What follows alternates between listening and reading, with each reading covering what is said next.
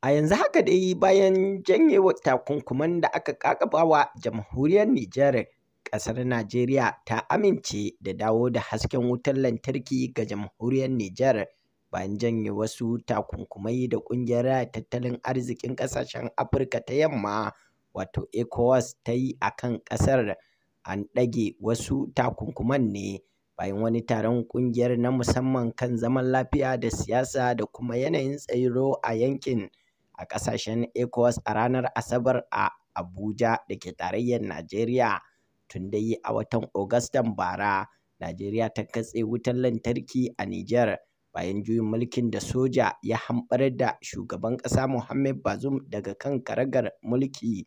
Wannan juyin mulkin da sojoji suka yi a ƙarshen watan Yulin bara ya fusata shugabannin ƙungiyar ECOWAS, inda suka yi barazanar ɗaukan matakin soja a kan ƙasar ta Nijar, amma daga bisani ECOWAS ta ƙaƙaba takunkumai a kan Nijar domin matsa mata lamba don mai da ƙasar kan turbar dimokuraɗiyya cikin gaggawa, tare da sakin shugaban ƙasa Mohamed Bazoum da iyalansa da sauran waɗanda suke tsare da aka kama a yayin juyin mulkin.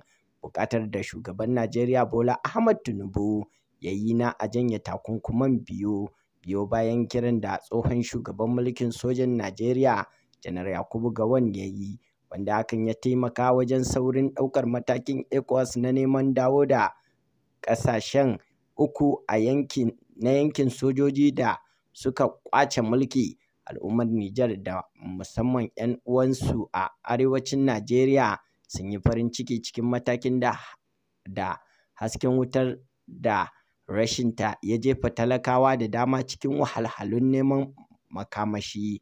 A yanzu dai wani rahoto da muke samu daga shafin jaridar BOA Amurka ya tabbatar da cewar wutar lantarki ta dawo a Nijar bayan janye takunkumin da ƙungiyar ECOWAS ta yi. A nan muke so da ku bayyana mana ra'ayoyinku kan wannan batu. Shin kuna farin ciki da janye takunkumin da ƙungiyar ECOWAS ta yi, ko kuma kuna da wani ra'ayi da za ku furta a kai?